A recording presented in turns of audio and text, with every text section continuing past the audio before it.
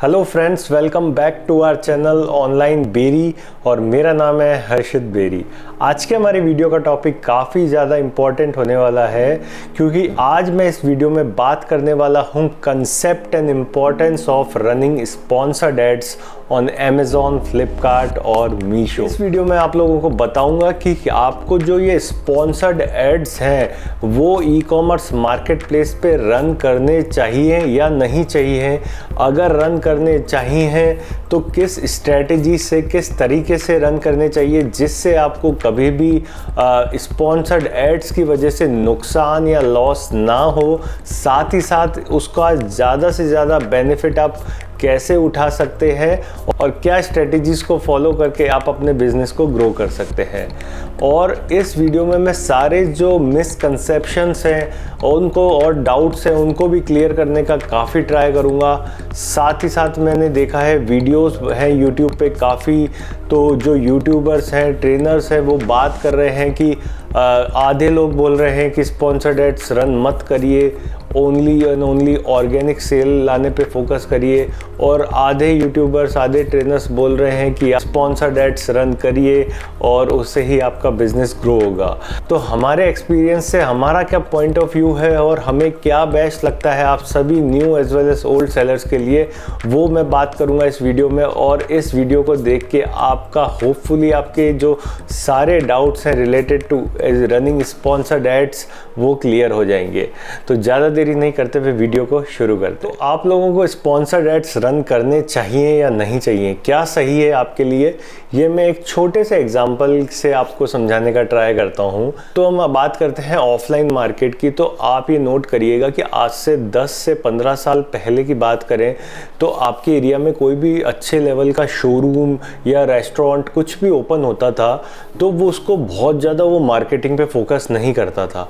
एक लोकली बहुत ज़्यादा वर्ड ऑफ माउथ से ही उसको काफ़ी अच्छा खासा रिस्पॉन्स मिल जाता था। अगर वो जेन्युइन में बिजनेस, कोई रेस्टोरेंट अच्छा है या फिर कोई शोरूम, कोई ब्रांड, कोई क्लोथिंग का अच्छा है, तो उसकी मार्केटिंग ऑटोमेटिक हो जाती थी और कस्टमर भी उस पर ऑर्गेनिक वे में आ जाते थे। बट आज की बात करें, आज के टाइम पे आप देखिएगा मंथ में 20-30 रेस्टोरेंट्स, नए शोरूम्स आपके एरिया में, टाउन में, जिस भी एरिया में आप रह रहे हैं मिनिमम ओपन होते हैं, कैफ़ेज़ वगैरह, और काफ़ी ज़्यादा खुलते हैं और काफ़ी सारा ज़्यादा क्लोज बंद भी हो जाते हैं।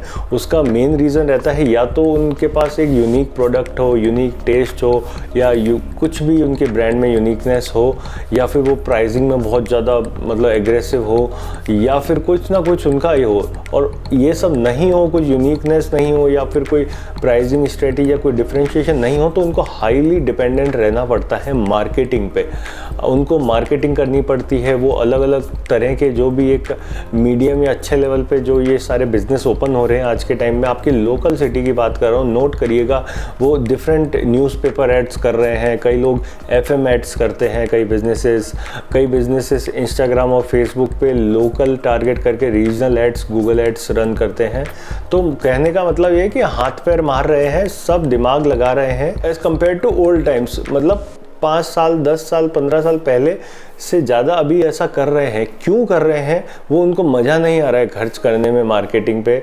वो इसलिए कर रहे हैं क्योंकि कंपटीशन बहुत ज़्यादा बढ़ गया है। किसी भी फील्ड की बात करें तो आज के टाइम पे कंपटीशन काफ़ी ज़्यादा इंक्रीज़ हो गया है। बिज़नेस ओपन करना माइंडसेट लोग चाह रहे हैं, सब अपना चाह रहे हैं कुछ ना कुछ खुद का काम करें। उसके कारण क्या है, ओवरऑल कंपटीशन हर फील्ड में बहुत ज़्यादा बढ़ रहा है। सेम लॉजिक होता है अप्लाई अपना ई कॉमर्स ऑनलाइन सेलर्स में। आज से 5 साल 6 साल पहले बात करूं तो अगर आप as a new seller Amazon, Flipkart पे रजिस्टर करते थे और अगर आप प्रॉपर लिस्टिंग, अच्छी इमेजेस के संग आपके प्रोडक्ट्स और प्राइस अगर सही होती तो आपको ऑर्गेनिक वे में काफ़ी अच्छी सेल आने का काफ़ी ज़्यादा चांसेस होते थे कि ऑर्गेनिक वे में ही आपको सेल आ जाएगी। आपको बहुत ज़्यादा मार्केटिंग स्पेंड नहीं करना पड़ता था बहुत ज़्यादा। तो क्या कई ऐसे भी सेलर्स को जानता हूँ वो बिल्कुल ज़ीरो एड्स चलाते थे या ज़ीरो मार्केटिंग स्पेंड करते थे on these market places, but still उनको काफ़ी अच्छा सेल मिलता था। बट आज के टाइम पे बात करूँ आफ्टर कोविड, जो ई कॉमर्स बिजनेस जितना ज़्यादा उसके कस्टमर्स बढ़े हैं उतने ही ज़्यादा उसके सेलर्स भी बढ़ गए। और आने वाले टाइम में भी जो कंपटीशन है, सेलर्स की बात करूं, और ज़्यादा इंटेंस होने वाला है और बहुत सारे न्यू सेलर्स इस बिज़नेस में एंट्री लेने वाले हैं, करने वाले हैं, करना चाहते हैं। उसके कारण आपको क्या है कि अब मार्केटिंग की हाईली नीड है। अब क्या है, पहले कंपटीशन कम था, अब बहुत ज़्यादा हो गया है, तो आपको मार्केटिंग करनी पड़ेगी।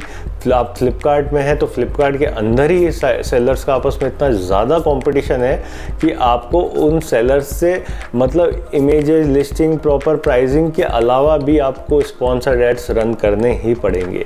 मैं ये नहीं कह रहा हूँ कि करिए ही करिए, ये नहीं कह रहा हूँ, पर अगर आप प्रॉपर ग्रोथ चाहते हैं, अगर आप चाहते हैं कि नहीं आप सब टिक मार्क, आप जो अगर लिस्टिंग प्रॉपर कर रहे हैं, अगर आप इमेजेस सही हैं, अगर आपका प्रोडक्ट में यूनिकनेस है, प्रोडक्ट अच्छा है, सब चीज़ है, तो एक टिक आपको स्पॉन्सर्ड एड्स पे भी लगाना पड़ेगा। अब शायद आपको बात थोड़ी समझ आई होगी कि इसके कारण हमको स्पॉन्सर्ड एड्स रन करना चाहिए। क्यों?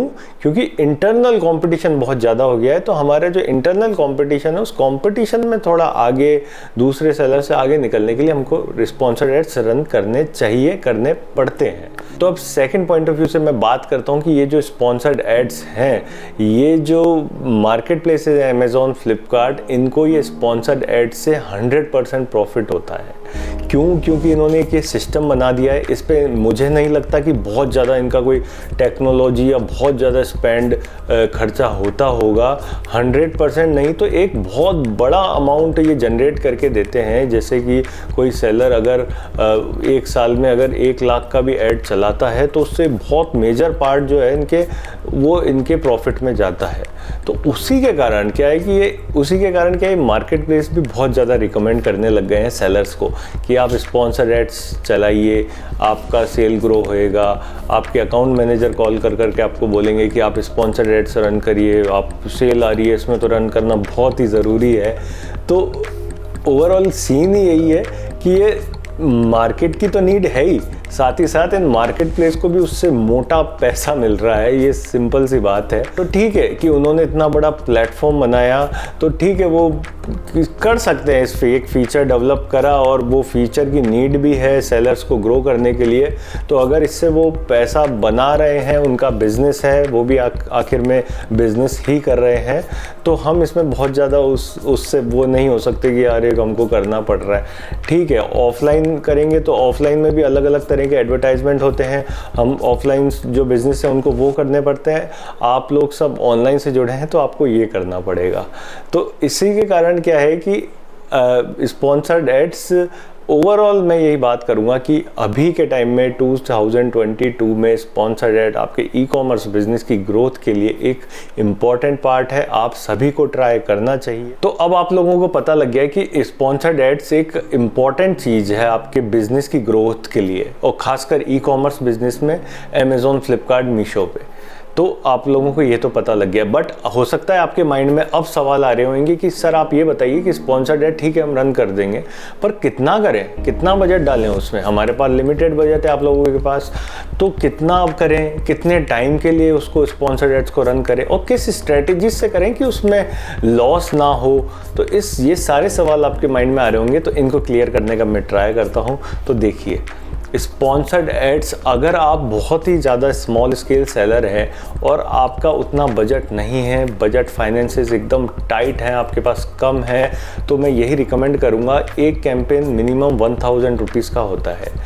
स्पॉन्सर्ड कैंपेन्स आपको मंथ में एक कैंपेन रन करना है और ये कंटिन्यूस रन करना है 6 मंथ तक। एडवर्टाइजमेंट स्पॉन्सर्ड कैंपेन के जो हमने हमारे ओवरऑल एक्सपीरियंस से नोट करा है कि इसके रिजल्ट क्या है, ओवर द टाइम बढ़िया होते हैं।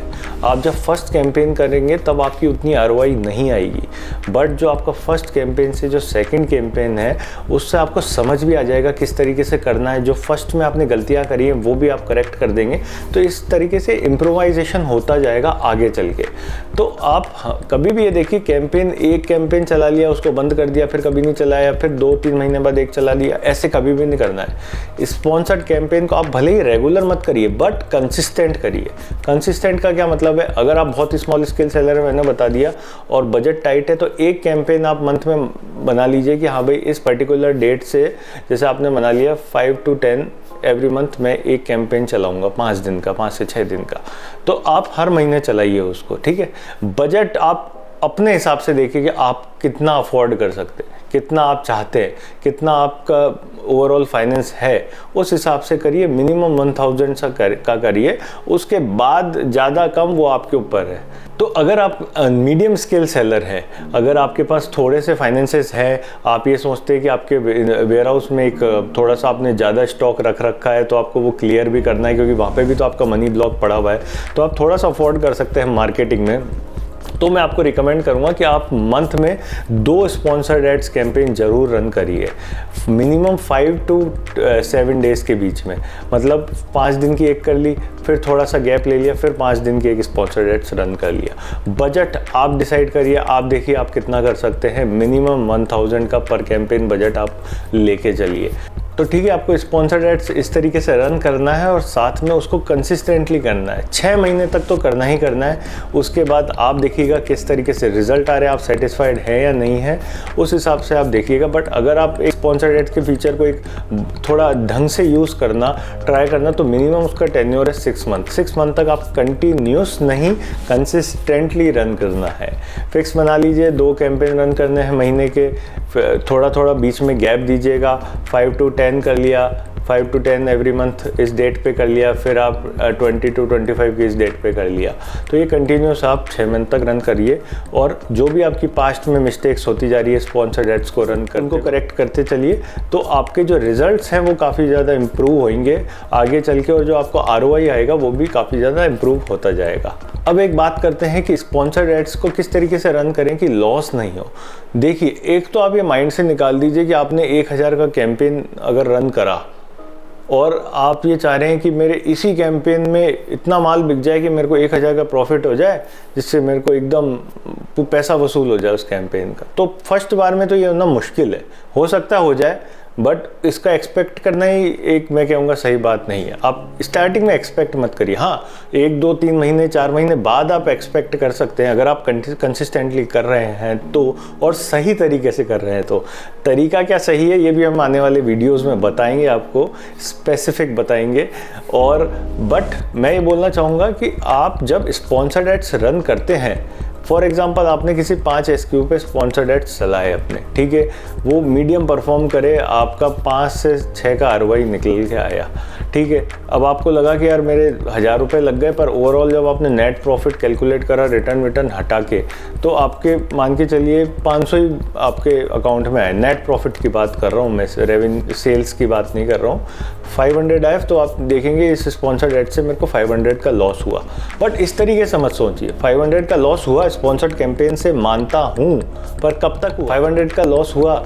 उस समय तक हुआ जब तक वो कैंपेन रन करा। अब आपने कैंपेन स्टॉप कर दिया, अब क्या हुआ कि उन 5 SKU की थोड़ी सी विजिबिलिटी इंप्रूव हो गई पहले, क्योंकि मार्केट बेस पे क्या है, जितना ज़्यादा आपकी वो पर्टिकुलर SKU सेल होती जाती है उतनी ज़्यादा उसकी विजिबिलिटी इंप्रूव होती जाती है। तो उस स्पॉन्सर्ड एड्स के कारण उस समय ये स्पॉन्सर्ड एड्स आपको प्रॉफिट नहीं दे पाए, बट इनसे क्या फ़ायदा हुआ, उस प्रोडक्ट की विजिबिलिटी थोड़ी थोड़ी आगे बढ़ गई।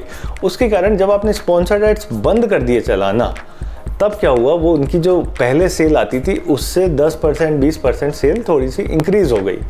तो वो भी तो देखिए कि वो जो सेल इंक्रीज़ हुई है तो वो स्पॉन्सर्ड एड्स के कारण हुई है, ठीक है ना। तो स्मार्टली आप करेंगे, इस तरीके से मत सोचिए कि मैंने इस कैंपेन में इतना बजट निकाला, अब जो मेरी सेल होनी चाहिए वो पूरा पैसा उसमें से ही बराबर होना चाहिए। इस तरीके से मत सोचिए, क्योंकि स्पॉन्सर्ड एड्स क्या करते हैं, विजिबिलिटी को भी इंप्रूव करते हैं। क्लिक्स देते हैं, क्लिक से सेल आती है, सेल से विजिबिलिटी इंप्रूव होती है, और बाय चांस जितने जनों ने खरीदा उनमें से 1-2 जनों ने अगर पॉजिटिव रिव्यू दे दिया, अगर आपके प्रोडक्ट में दम है, तो विजिबिलिटी एकदम से बूस्ट करती है। और फिर आप स्पॉन्सर्ड कैंपेन थोड़े टाइम के लिए पॉज भी कर देंगे, रोक भी देंगे, तो भी वो ऑर्गेनिक सेल आती रहेगी। तो वो जो आपका कैंपेन का जो आपने इन्वेस्टमेंट करा वो कवर हो जाएगा और उससे काफ़ी ज़्यादा आपको रेवेन्यू मिल जाएगा। सो ये बोल सकते हैं कि स्पॉन्सर्ड कैंपेन्स पेड कैंपेन्स है, बट बाद में वो उनके जो साइड इफ़ेक्ट बोल लीजिए या फिर एक उनका साइड फीचर ये है कि वो ऑर्गेनिक सेल को इम्प्रूव करने में भी आपकी काफ़ी मदद करते हैं, क्योंकि वो प्रोडक्ट की आपकी विजिबिलिटी बढ़ा देते हैं। तो होपफुली आपको मेरी बातें थोड़ी बहुत समझ आई होंगी। समझ आइए तो प्लीज़ इस वीडियो को लाइक कीजिए, चैनल को सब्सक्राइब कर लीजिएगा, और जो हमारा नेक्स्ट वीडियो है वो भी मैं ट्राई करूँगा स्पॉन्सर्ड एड्स को लेके ही बनाऊँ, क्योंकि क्या है कि और ज़्यादा इन्फॉर्मेशन, इसमें बहुत बड़ा टॉपिक है ये। अभी मैंने आपको कंसेप्ट समझाया है, फिर मैं नेक्स्ट वीडियोस में आपको स्पेसिफिक बताऊंगा, क्योंकि बहुत सारे तरीके के स्पॉन्सर्ड एड टाइप्स होते हैं, किस तरीके से आप कैंपेन रन करते हैं। CPC होता है, PPC भी बोलते हैं, स्मार्ट ROI होता है।